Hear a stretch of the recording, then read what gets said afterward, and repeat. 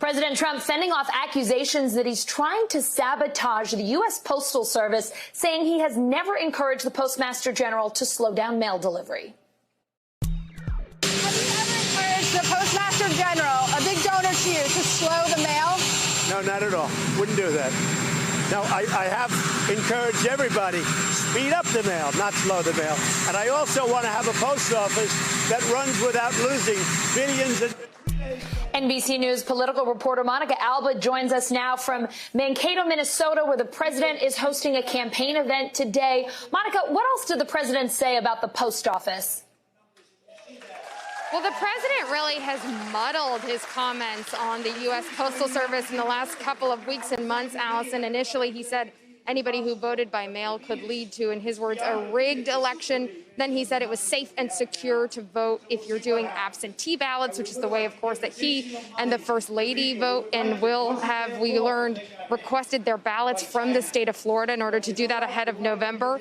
And now he's trying to cast doubt on essentially the way millions of Americans are going to want to vote in the middle of a health crisis, which is requesting a ballot and either dropping it off with their counties or in a drop box, or then mailing it in order for it to be counted early. Take a listen to what he had to say on the South Lawn before leaving for Minnesota today. No, the post office is running very well. The post office, now look, if you look at the post office, for years that's all people complained about. We're going to run it well, and we're going to not lose so much money. One of the things the post office loses so much money on is delivering packages for Amazon and these others.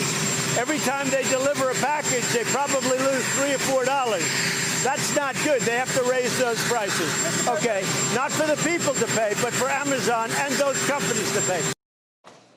The president has consistently made that point about Amazon, and he has also said the U.S. Postal Service is really broken. And I believe, if I have one ear on the president's comments now, he's exactly talking about this exact topic, and that is what the Trump campaign and Republican reelect effort officials tell us he's going to continue talking about. He wants voters to essentially be nervous about whether that may count if they do vote through the mail. He's literally talking about that in this exact moment, Allison. And the other thing that the president has done is he's trying to make a distinction between absentee balloting and universal mail-in voting. But now at the center of all this is the question of funding for the U.S. Postal Service.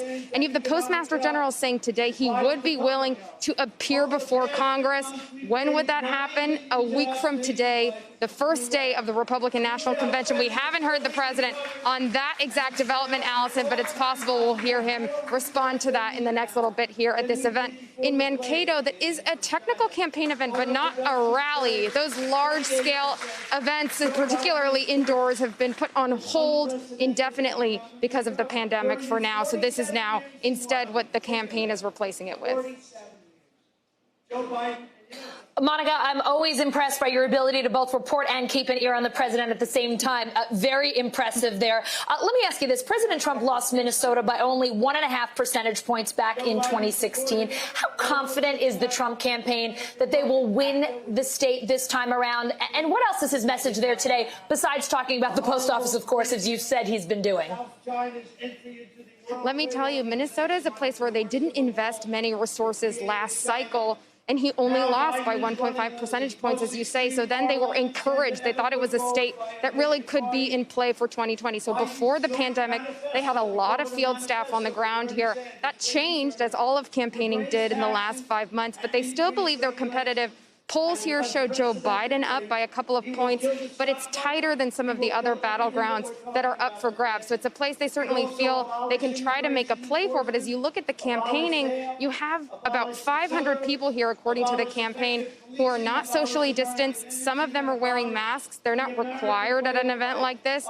But this is the only way, really, that the president can meet his supporters in person. And the reason he's doing this kind of counter-programming this week is because Democrats have decided not to do any of these physical events on the trail. And during their convention, they're doing all of their appearances really remotely and virtually. So this is a president who considers himself the counter-programmer in chief.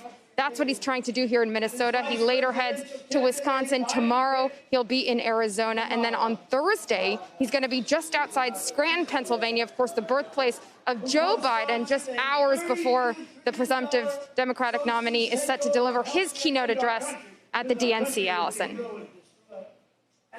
Monica, you mentioned the places the president is heading. He also wanted to visit Iowa today. What happened there? So the president approved a disaster declaration for Iowa after those horrible storms recently and the derecho that really affected so many farms and other communities. So he had suggested there was a possible surprise trip in store for today to Iowa. We're told by the White House that isn't going to be happening any longer. It may happen in the next couple of days, but the president indicated he wanted to visit that Iowa, another battleground state that the president wants to be traveling to if he can, that the Democrats are certainly not in person, at least for now, Allison. All right, Monica Alba covering the president in Minnesota. Thank you so much. Hey, NBC News viewers, thanks for checking out our YouTube channel. Subscribe by clicking on that button down here and click on any of the videos over here to watch the latest interviews, show highlights, and digital exclusives. Thanks for watching.